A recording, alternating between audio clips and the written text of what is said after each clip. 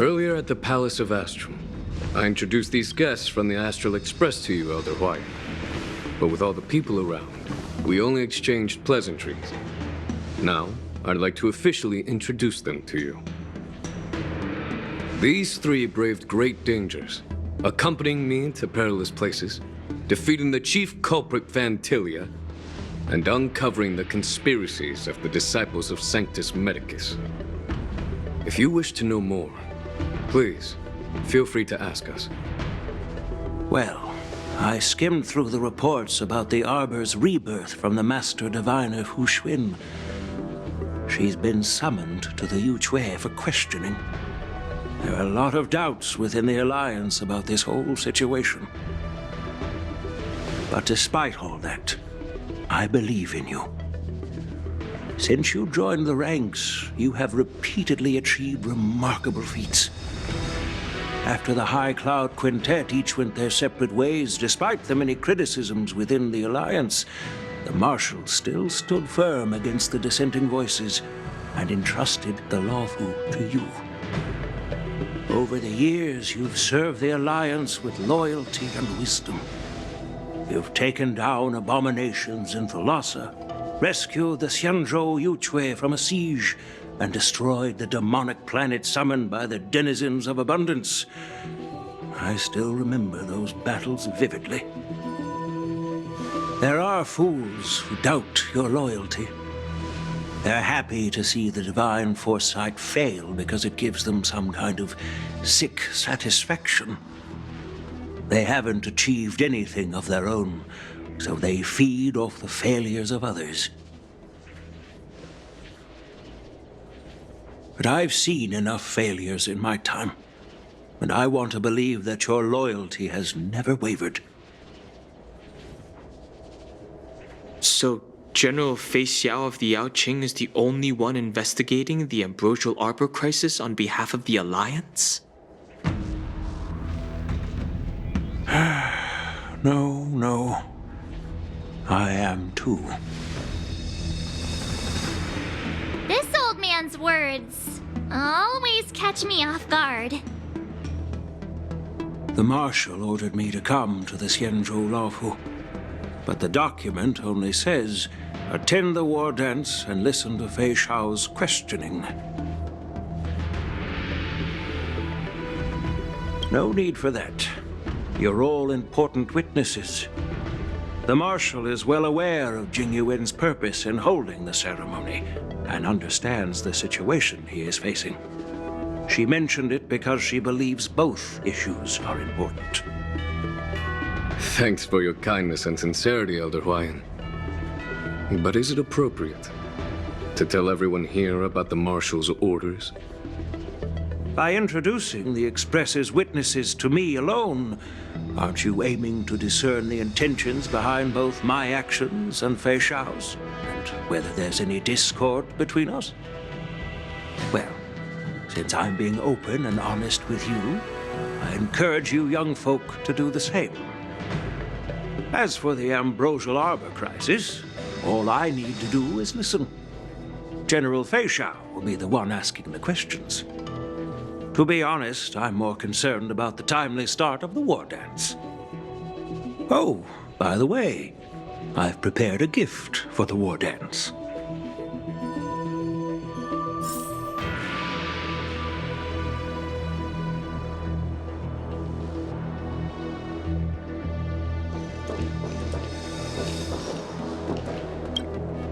Yes, it's this case right here.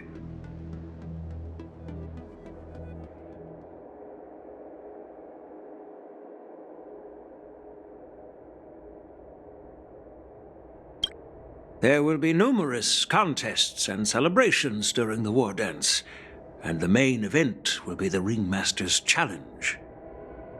The host will dispatch a skilled warrior to take on challengers from all over the cosmos, showcasing the excellent martial arts of the Xianzhou Luofu.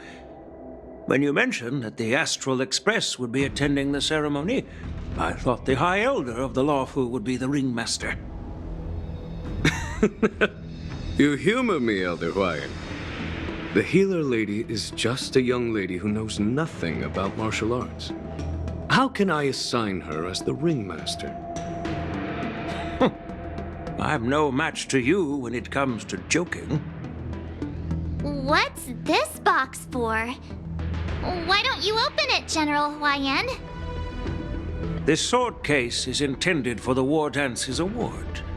It's empty now, but in a few days, a precious sword will be delivered and stored inside. I don't mean to boast about our skills, but this sword represents the pinnacle of the Zhuming's craftsmanship. It has a legendary history, full of heroic tales from foreign lands, tales that are too detailed to be summarized in just a few words. Since the delegation delivering the sword hasn't arrived yet, I'll just leave the case here for now. I've been wondering who would be worthy of such a sword. And then it hit me. I can award it to the champion of the Ringmaster's Challenge. The ceremony's champion is sure to be a perfect match for the sword.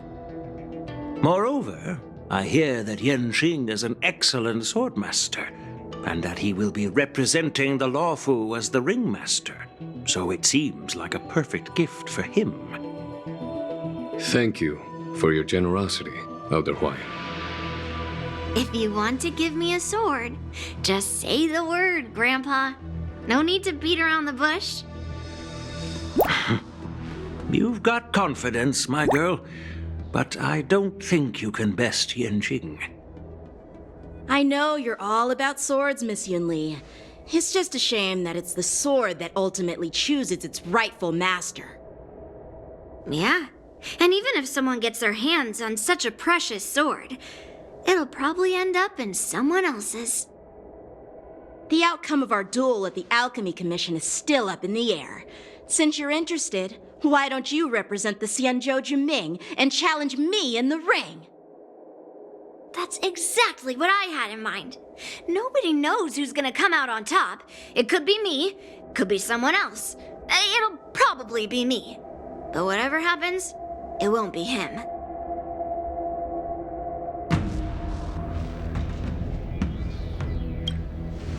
Not to be rude or anything, we've been watching their drama. I'm dying to find out who beats who. Quiet down. We have other guests here. I've prepared this sword to add some excitement to the ceremony, not to have you two squabble. It's not a good look for the Alliance. While you both seem confident that you'll win, you need to remember there can only be one winner and one loser in the ring, which could lead to hard feelings. Actually, I have an idea. We don't know who the winner will be, and it might not be either of you. But if you're eyeing that prize, you'll need to work together. I want you to take on an apprentice who will take part in the war dance and win at least one match. How does that make sense? In my humble opinion, while a Cloud Knight is commendable by securing victories, it's even more so to pass on your skills and spread the way of swordplay. I'd be greatly pleased if this apprentice could represent the Express in the war dance by displaying their Cloud Knight flair and prowess. Well, Elder Huayan's idea is quite interesting. Imparting swordplay skills requires teamwork, and both the winner and the loser will learn a valuable lesson regardless of the outcome. The question is, whom should the two of them take as an apprentice? Huh? Who? Wait, me? I noticed just now that Miss March seemed quite interested in the outcome of your sword fight, so I thought, why not teach her the art of swordplay? Wait, are you serious, General? Why am I being dragged into this all of a sudden? I've never practiced swordplay before. I'm a total newbie. You really think I can learn it?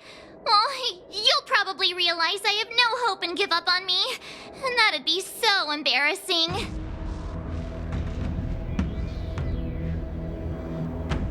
Isn't this a perfect chance for you? I remember you mentioning that you wanted to learn some sword moves. Yeah, I did say that. But this is all happening so quickly, don't you think? Miss March is like a piece of jade in the rough, just waiting to be shaped. The war dance is the perfect opportunity to see what heights she can reach. I appreciate your kind words, General YN. But won't teaching me swordplay be a waste of Yanqing and Yunli's time? They should be preparing for the ceremony. Plus, I heard that each swordmaster has their own special moves. What if they let something slip while teaching me?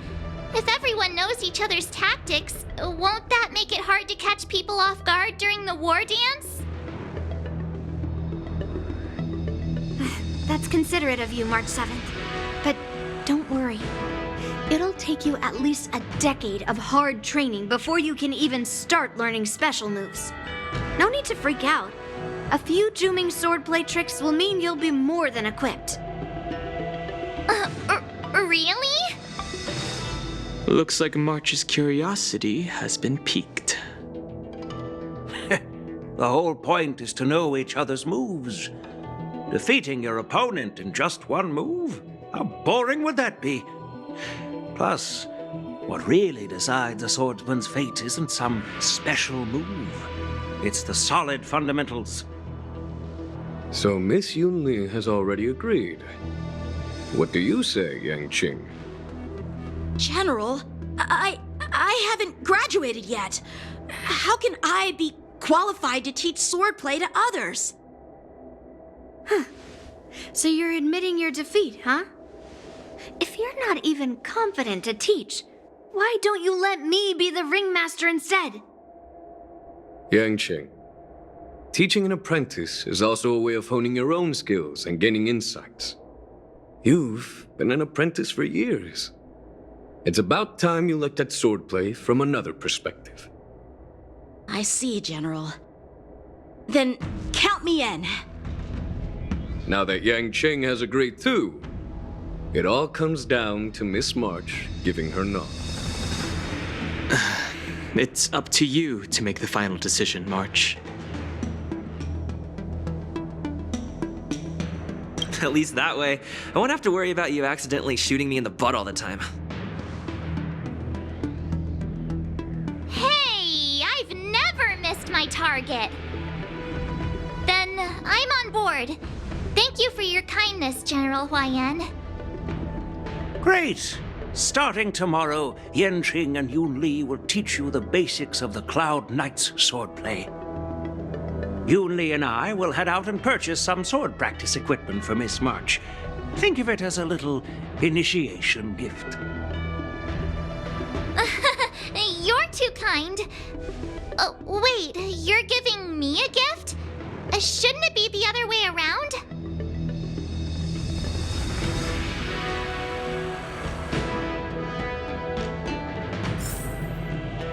General YN's gone.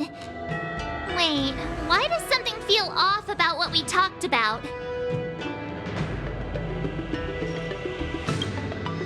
I think we strayed off topic. How did things even get to this point? Yeah, I brought you here because the General said he had some important matters to discuss.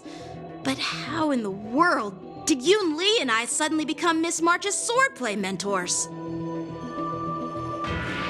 Because General Huaiyan wants us to stick around on the Luofu for some time.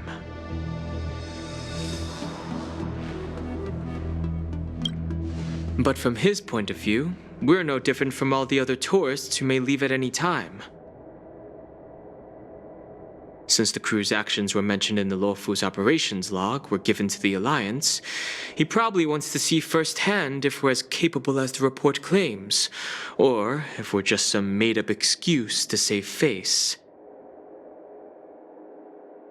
And he wants to see it for himself during the war dance, which is why he even dragged Yun Li into this.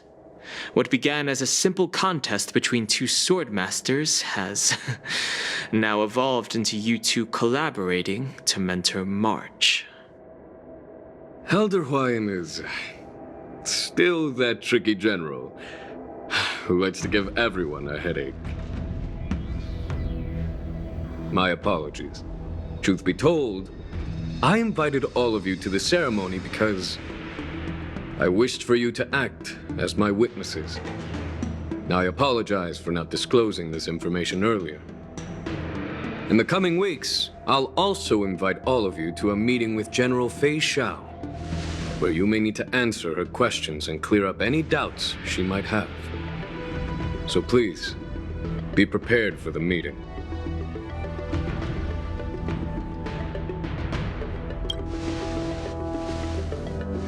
Don't worry, General. No matter what happens, I'm prepared to stay here as the Express's witness and answer any questions. Thank you, everyone. General, I know there isn't much I can do to share your burden, but... As the Luofu ringmaster, I won't let anyone defeat me in the war dance. I know.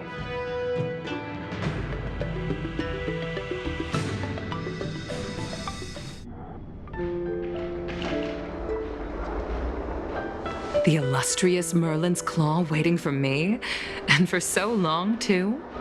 It's quite an honor. It's been a while, General Fei Xiao. It's been 30 years since we last saw each other. Right, Yukong? Yes. Back then, you were the vanguard of the Yao Qing's Verdant Knights, and I was a pilot of the Luofu's Rainbow Orbit Fleet. Who would have thought that upon meeting again, you'd be a general, and I'd have given up flying? Really does feel like a lifetime ago. Well, I wouldn't say I haven't seen you in 30 years. After all, your great victories are announced through the Yellow Bell resonance system every day. So I'm well aware of your great feats. How's your health holding up? Still stable, I suppose. Do you still remember the medic who saved me in battle? That healer with the odd name and peculiar temperament. What was his name again? Was it Pichu? Or Kachio? Jiao Chou. He's been my retainer and personal healer, delegated by the Alchemy Commission from the Xianzhou Yao Qing. Over the years, he's dedicated himself to managing my condition. It's thanks to him that I'm still in good health today. Given my background, I'm happy to have made it this far. I'm relieved to know that you're safe and sound. Well then, since you and Elder Huayan are here, I imagine you must have received orders from the Marshal? As your friend, may I ask how the Alliance intends to punish the General of the Luofu? The Arbor's rebirth has frightened the elders who lurk behind the scenes.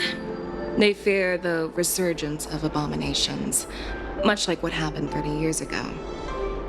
Although the report from the Luofu explained all the details, we don't know if the Ruin Legion really invaded, or how exactly the Stellaron Hunters and the Astral Express became involved. This puzzle has many missing pieces. As you know, the fugitive Jing Liu, who mysteriously disappeared many years ago, has resurfaced.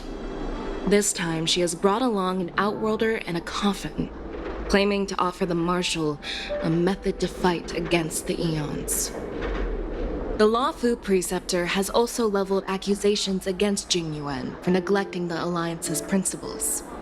She asserts that Jing Yuan enabled the exiled Imbibitor Lunae to re-enter the Luofu, thereby unlocking the lunarescent depths within Scale Gorge Waterscape, which in turn disrupted the Vidyadhara's dutiful watch over the Ambrosial Arbor. It is for these reasons that I have come here to the Luofu today. Well, duty calls. Perhaps I shouldn't have mentioned all of this to an uninvolved person, but since we once fought together, I didn't want to keep you in the dark. Perhaps pretending you didn't hear any of this would be for the best. I understand. I'm sorry. I was out of line. I know I shouldn't be defending General Jingyuan right now, but... well, you know how I am. The Luofu has enjoyed centuries of stability since the end of the sedition of Imbibitor Lunae, much of which can be attributed to General Jingyuan's masterful strategizing. Unfortunately, for long-life species, enduring through the ages always culminates in a failure that undoes all previous achievements, a moment that our adversaries relish. That's true. And that's why I'm also here for another purpose. To visit Hule. Hule? You mean that Hule? The Borisin warhead?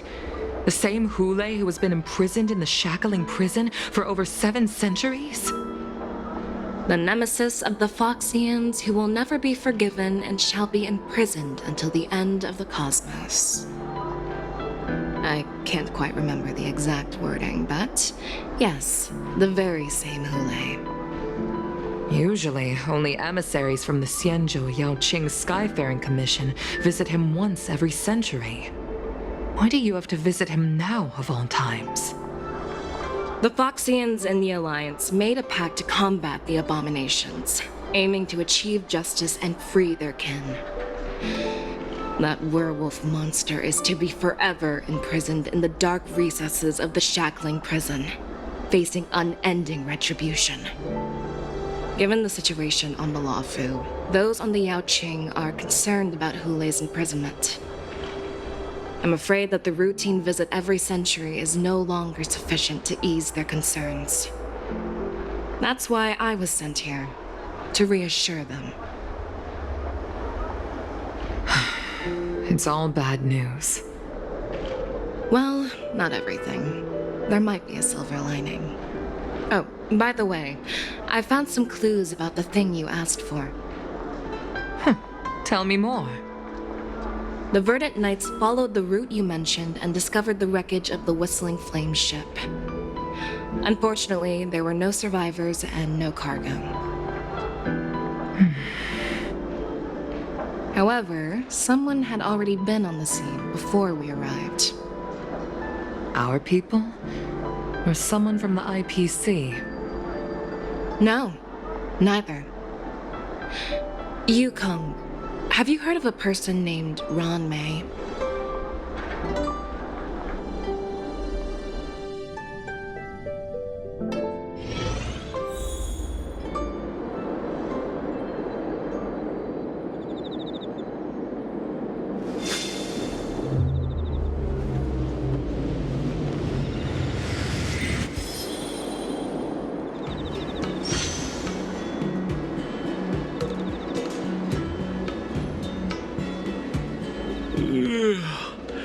I'm still feeling sleepy. Did I oversleep? Where did March and Donhung go?